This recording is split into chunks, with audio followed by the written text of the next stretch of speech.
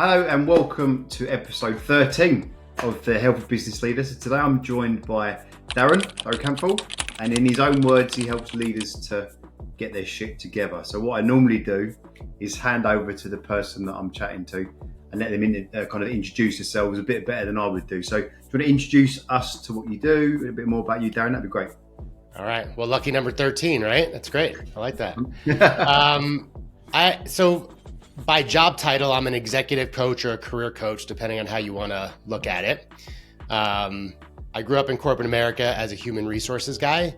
So I spent a lot of time in hiring, termination, professional development, conflict resolution, all that kind of good stuff.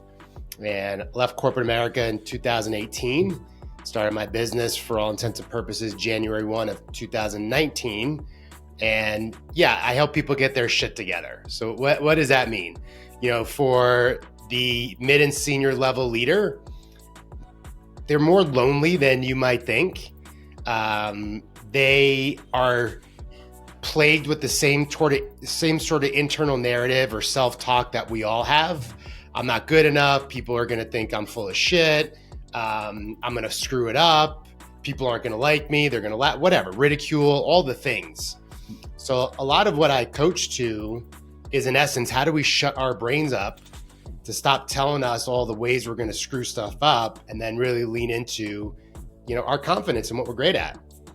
And on the flip side, for the job seeker, it's a little more linear, right? It's how to produce a great resume, how to go find the job you want, how to figure out what you want to be in life. So it's a little more linear on the career side and a little more, I call it meandering. It's not meant to be an aimless meander, but it's not so linear. We got to play around and move about and do some things. Yeah. So quick question then, because it sprung to mind. What part of what you do you enjoy the most? Oh, man. Well, you're on the spot now. There's a bunch of stuff. I mean, the first thing is I really don't do well working for other people. So selfishly, I really enjoy being my own boss. There's something really good about that for me. On the service side of things, what's really interesting is, of course, I know my upbringing, right? Both as a child and into early adulthood and all the things. So sometimes I'm surprised that my clients let me into these vulnerable places with them, because sometimes I refer back to the 25-year-old in me, but I'm not 25, I'm 48. And so the other thing I love is that my clients really bring me into their lives. There's a lot of trust and vulnerability, and it through your work and also as a human, right? It takes some really deep trust to get vulnerable with people. And it's remarkable that I'm invited in, I can hold the confidence. And what I tell people often is that if we remove our judgments and our egos and we both show up as 50-50 partners, and really all we're trying to do is brainstorm and resolve whatever your challenge is, we've got two great minds working on the same thing without trying to prove to each other how smart we are or that I'm right and you're wrong or none of that stuff. And so that is just that in and of itself is the beauty of what I do. Okay. It's really interesting because, I'll be completely frank with you, it's a bit of a new world to me with the kind of work you do, right? Which is not a bad thing, it's just an unknown thing for me. So, from your perspective then, and this is asking your insight because you deal with these people all the time, right? So if you've got, imagine a senior executive within a big company, 1,000 employees, and they're doing their thing, lots of stress, lots of kind of responsibility on their shoulders. You come in as the person that comes and helps them, with that situation, how to deal with it, right? Is there anything that's in place I'm generalizing, but do companies put on this kind of support for the executives in general, or is it just something that's not really done, or how does that work? It's done a lot, actually. All right, let me rephrase what it is.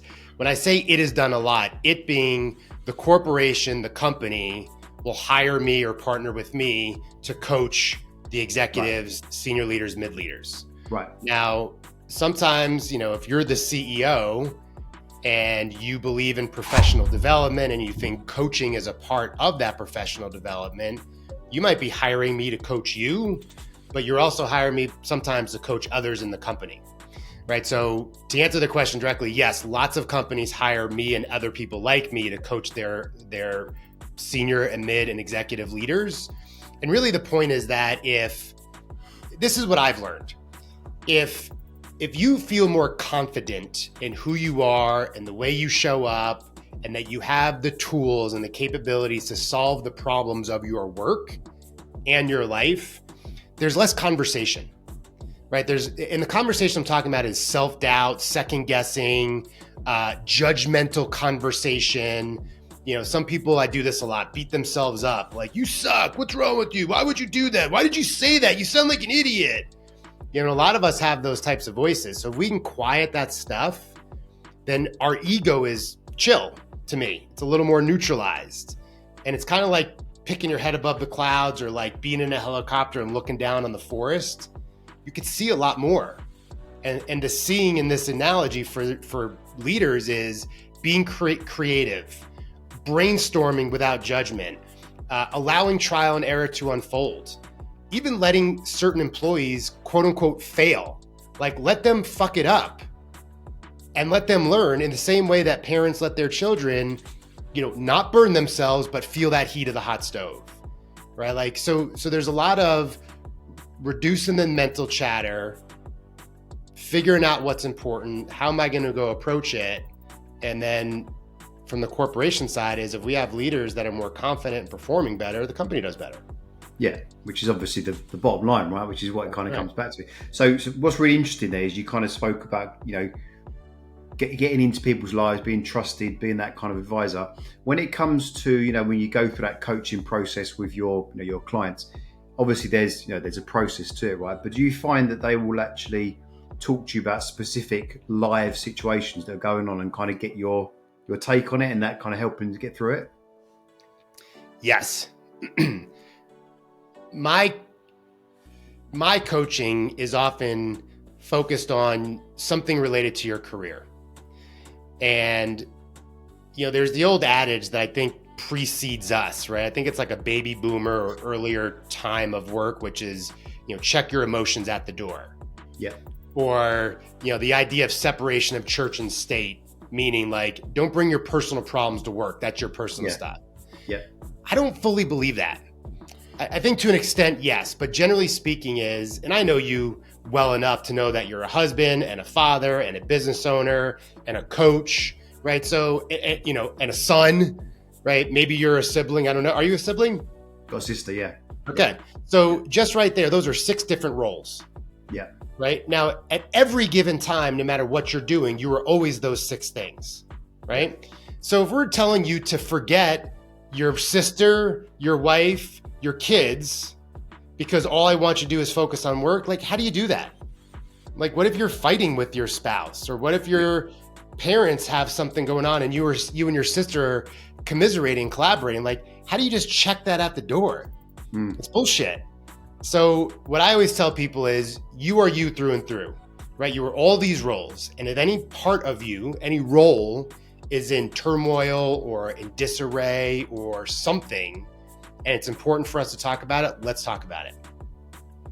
Yeah. Just to further the point real quick is, when I do my intake forms or in my intake meetings with my clients, I like to know, do you have a spouse? What's their name? Do you have kids? What their names? So this way we don't have to say my wife or my husband. We say Rachel, Bob, whatever, right? We say the name and it becomes more familiar, and I think it lowers some defenses.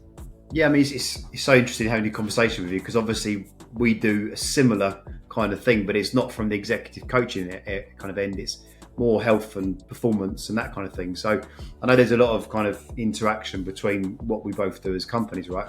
I think it'd be great to get your insight into, because I had a conversation a little earlier with a CEO, and I kind of got his take on, cultural changes around him getting in shape and whether that had an impact, etc. So again, I know it's very difficult to generalize, and I kind of understand, there's data out there that shows when the CEO is fit, that it does have a positive impact on the business. We kind of know that, right? But from your experience of doing this for a long time and working with different types of people and different types of companies, what is your kind of experience with, executive teams that have a kind of healthy culture, they're generally kind of working out and training and they're eating better foods, compared to a company culture where you go in and you kind of think, wow, these guys are, drinking too much, they're not in good shape. Have you got kind of any comparisons, any insight you can give on that? Yeah, I got a funny personal story. I'm going back to, oh man, do I even know the date? No, I don't. I can't tell you. 2008. It was like 2008. I was working in downtown Denver, and there was this like 5-page newspaper that was created daily. It was a freebie. It was like the Downtown Denver News or something. And the cover story said, "Fat is contagious." Okay. All right. Now, me and my buddy had a ball with this because then we were like, "Hey, you're going to the bathroom. Make sure you wash your hands. I don't want you to catch that contagion of fat down there." So we laughed and laughed and laughed. And reading the article, it was talking about corporate culture, which is how easy it is to celebrate. What are we in? February. Everybody who's got a February birthday, come to the lunchroom and have cake, right? Friday is bagels. Oh, Thursday, Cam's wife baked a bunch of cookies, so there's cookies in the break room. And the point is that, well, my point and their point is we like to share a meal with each other. It's something about breaking bread, right? Literally and figuratively. And then there's the influence of all my coworkers are collaborating or congregating and having this, molten chocolate cake. And of course I got to eat some. So there's something to say about the herd mentality or the mob mentality or critical mass. There's something about being left out or being in the crowd. So that's part of it. Second thing is, one of my favorite leadership models is called the Leadership Challenge. And it's got these 5 exemplary practices, I think they call them. And the first one is called Model the Way. And in the book, it goes to simple stuff like, if punctuality is important to you, then you're going to be on time all the time. And on the flip side is, if you say punctuality is important to you, but you're 10 minutes late to a meeting, like, is it really? So my point in sharing all that, and to your point, is yes, if I am an executive and part of the executive team, and we've made it a cultural thing or a human bond thing, or whatever the thing is that we want to be a healthier organization, then yeah, I see that permeate, right? There's apples and grapes and oranges as opposed to M&Ms, I don't know, candy bars and crap, whatever, chips, right? I had a boss in my last corporate gig that we go to the gym together. And it was fun, right? Like, my boss is going to the gym and I'm going with her, and my colleague went too. And there were even times where we were all going to go and then one of us had to bow out. And then, the story in my head was my boss, Cammie, had to bow out. She said, "Go have a great workout." So it was encouraged to be healthy, and that was part of the culture. So very long-winded answer to say, yes, I think it permeates down, right? We model the way. If we're healthy, then other people see that, and it's inspiring. I think we want to be more like that. You've literally kind of resonated what I was talking about earlier. And the CEO gentleman that I spoke to was kind of one of his apprehensions about what I was saying was that it's difficult to get everyone to come on board with, a quote unquote healthy lifestyle, right? Because there's freedom of choice, people might not want to be healthy, etc. And kind of what we came to was the fact that the word you just used there is inspiration. Because if you start to inspire your team, because, let's be honest, if the boss is walking up the stairs and they're 20 minutes late and they're all out of breath and they're sweaty and all this kind of stuff, right? People see it, they see that person, they're like, this guy or girl is not really inspiring me to kind of change myself, right? So I think that thing you said around, inspiration, and what we've experienced as a company is we've kind of looked at different ways and tried different ways of creating healthier companies. And what we've seen in our experience is that when you start at the bottom, which is the lower level kind of staff members and workforce, it doesn't really have a big impact above. It kind of stays there and the uptake's not great. But when you go from the top and look after the CEO and then potentially the senior executive team as well, then suddenly 6 months, a year down the line, like you say, it's apples on the desk. It's okay, we're going to change our summer staff party from one big piss up, we call it over here, to actually we're going to go and do, an inflatable challenge thing, and we're going to do this kind of activity. So, we've seen the shift, and it's great to talk to people like yourself that are in that executive world. And it's like, actually, this is the kind of best approach is that inspiration model rather than you've got to do this. Because what we see, and again, you probably see this all the time, and we're talking more about the corporate space because we're starting to do a bit more of this now, is that a lot of companies will tick a box and go and get, I won't name names just in case, but they'll go and spend $50 per person per month on some crappy app that has a Mount Kilimanjaro, that they go and climb up. And we all know it's not going to help anyone, right? No one's going to really use it. So I think, the top-down approach, the more people we talk to that are in, your world, people actually CEOs, it seems to be the best approach. Have you seen that kind of yourself in the real world as well then? What's coming up for me, Cam, is twofold. And I don't know if this is going to answer it. So if not, then bring me back. So, I worked out with your team. And so everybody listening knows I worked out with your team. And Craig was my trainer. The guy knows his stuff, right? And what was amazing for me was that even when I wasn't with him we worked out over Zoom, but physically together, as I was making choices throughout my day, there were times where like Craig was the Jiminy Cricket on my shoulder. In essence, right? Like, are you sure you want to keep eating those chips? Are you sure you want that 17th double stuffed Oreo? Aren't you good at 16? Right? Like, so he was in my head of the decision I was making. So where I'm going with this is accountability, right? There was an accountability I felt to Craig, not because I owed it to him, but because I owed it to myself and because he was my partner. And that's one of the best things about being a coach is I'm a natural accountability partner. It's not meant to be stressful, even though sometimes it is. But the point is like you have someone that cares about you, that is interested in your best interests, your well-being, all the stuff.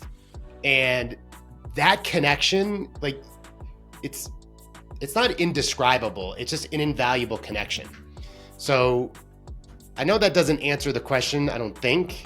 But I just want to highlight like that accountability to the coach and the program and your expertise. That's the other thing. Like Craig was the expert. If I ever had a question, like I defer to Craig. And he had the answer. He had the answer and a lot of words to go with it, right? A lot of explanation, but he knows his shit. So there's comfort in that too. Now, coming back to your initial question, I think, and again, keep me on target here if I'm off, which is, even using the analogy of the CEO walking upstairs 20 minutes late, sweating, and maybe that's not an inspiration, except if he says, hey team, I'm trying to get in shape, so I'm using the stairs, right? Yes. And in 3 to 6 months, if he's a little trimmer, a little, his face has changed or her face, whatever, right? Like that is inspiring. And then I think, and then it starts to go downhill for me, not in a bad way, but like the snowball starts rolling. It makes me think about, and I know this is not your program, but in America, there's a lot of Weight Watchers groups, right? And so a lot of people come together, right? And there's that cohort. Yeah. And there's something to say about the science of a cohort, which maybe lends itself to the accountability of having a coach. Yeah. The other thing that was coming to mind to me is, if you're thinking about changing a culture from bottom up, like you're starting with the lowest levels that have influence sideways, but not really too far up. Yeah. And the top doesn't have a ton of sideways because there's not that many peers, but a lot of influence down. So it makes me wonder about the sandwich.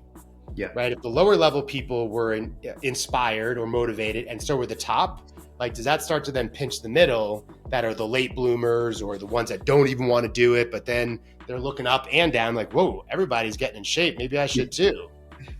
I think a trend we've seen, and because we on a weekly basis, I probably talk to between 10 and 15, guys and girls that are very senior within companies. So you start to see patterns, right?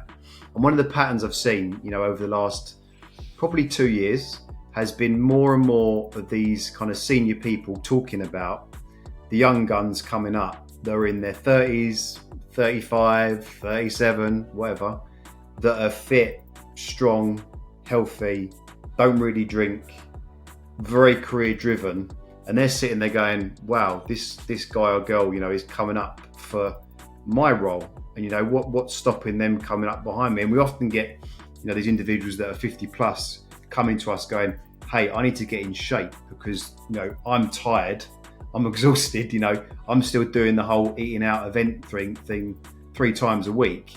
I can't keep up with this.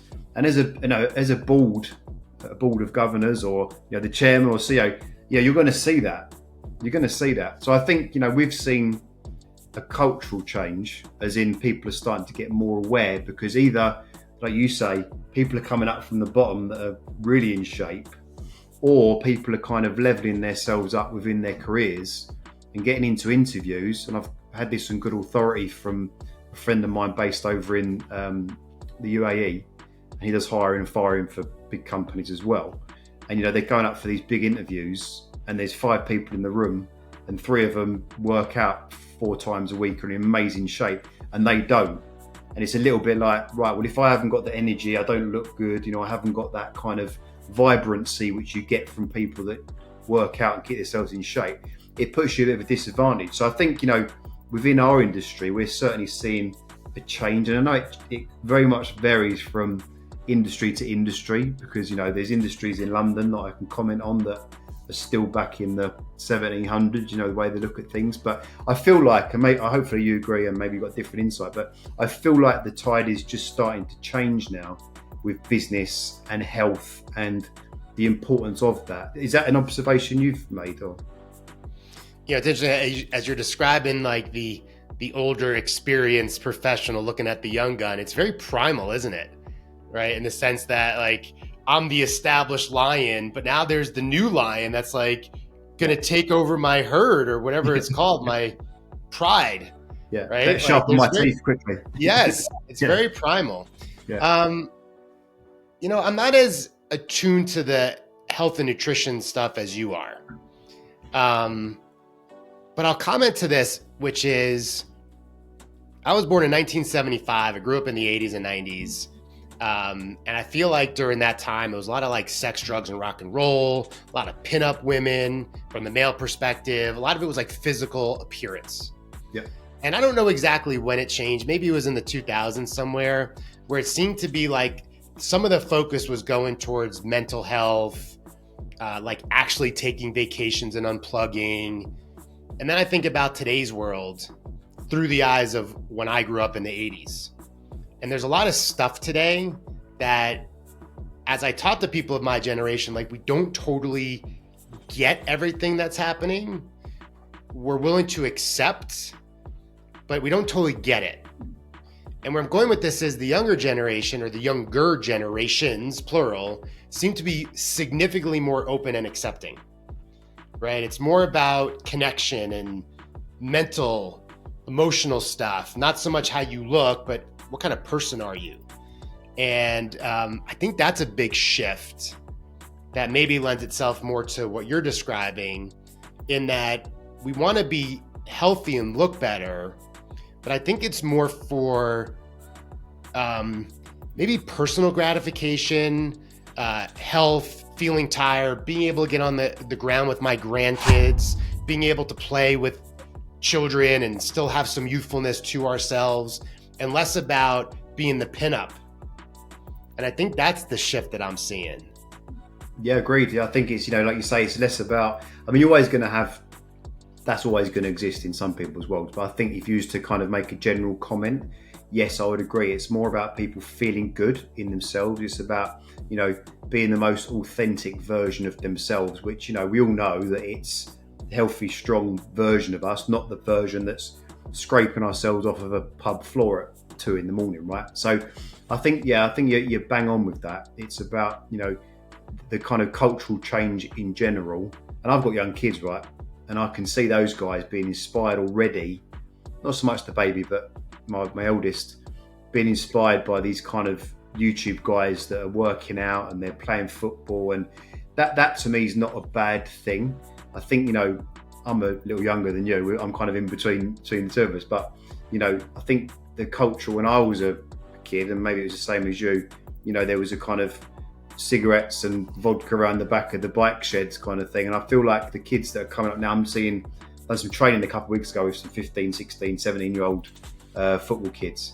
And there's definitely a shift in their kind of age group as well around, I want to look and feel better, which is, in my opinion, is a great thing. So let's bring it back in a bit, because we can kind of talk about this forever. I want to talk a bit more about you, because you're an interesting guy. So when we first met, obviously you was on your own journey with your health and everything like that. So what I'd like to get from you, if it's cool, is to get your kind of key, the key shifts that you had on your health journey, and also maybe some tips that you found have been really helpful for someone that maybe, is struggling with time a little bit, doesn't know where to start. And I think if you could, that little sprinkle of expertise you've got within the executive world, because really people that watch this are generally, business people, that would be really interesting as well. Yeah. My health journey is long. Going back to I don't even know, 2010, I learned I was lactose intolerant. So that's 13 years ago. And I grew up on, milk and chocolate milk and every crappy food in the world, it seemed. Then in 2013, I learned I was gluten intolerant. So, for all intents and purposes, 10 years, I have a rather narrower lane of food that I can't eat without having some issues. And along that time too, my weight has fluctuated. Like right after I learned I was gluten-free, I was the skinniest I've been as an adult, and that felt good. My brother was the only one to say this, but he said I look gaunt, which is not a word you want to be described as, or I didn't want to be described as, right? No. So there's something with that.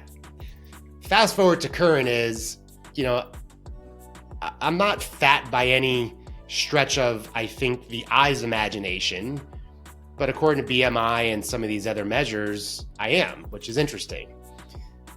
More importantly for me is it felt like no matter what I did, if I took foods out, put foods in, drunk, didn't drink, exercised this many times per week or that many times, nothing seemed to change with my body. And it's frustrating.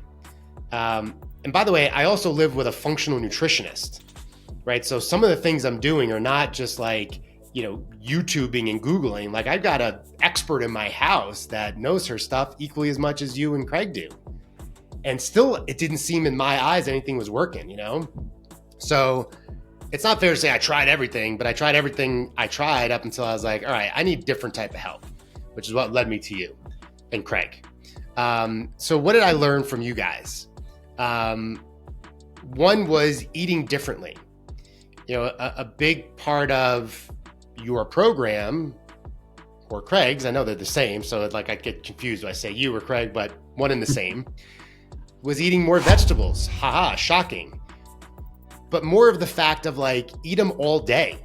I was having, a serving of steamed broccoli in the morning, which sounds so bizarre, but it was wonderful. It was really nice, right? So I'm having eggs and avocado and maybe even a piece of toast and broccoli or whatever vegetable that I was satiated for way longer. So that was nice, right? So having more vegetables, not having a salad for lunch, because that makes me want to punch people in the face.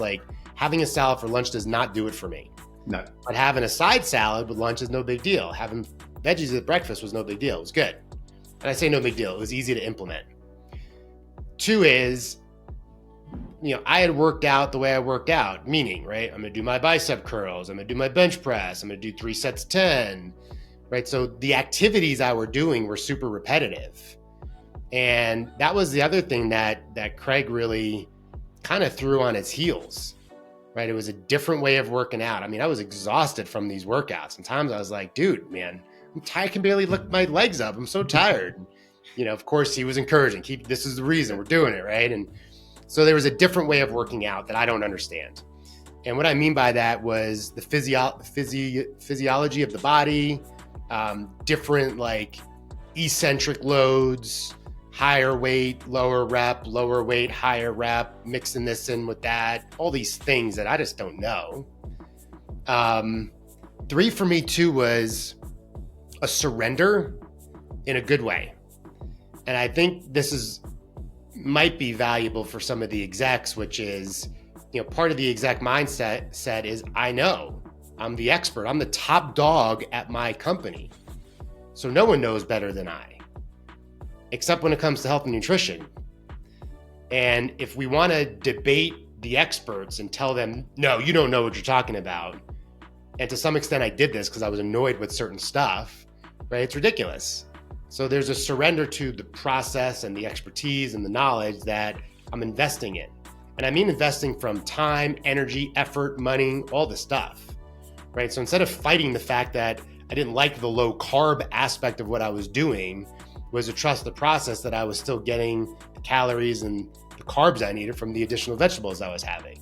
And if I was still lethargic, yeah, go have a coconut water. Like there's things to incorporate as opposed to eating 12 pieces of bread or the stuff, you know?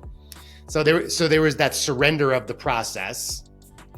And I think the last thing was recognizing like it doesn't happen overnight. It being the transformation or the change or the whatever we want to change, right? Yeah. It takes time. I mean, I worked out with Craig for 3 months over the summer and I saw some change.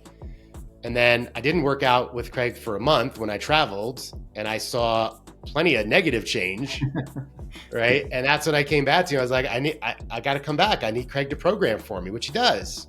And so now it's been four months since I've been following Craig again on the program and my body is changing. Like I see it. Good. So all of that stuff were my big lessons. I think the thing that jumped out at me was you used the term surrendering.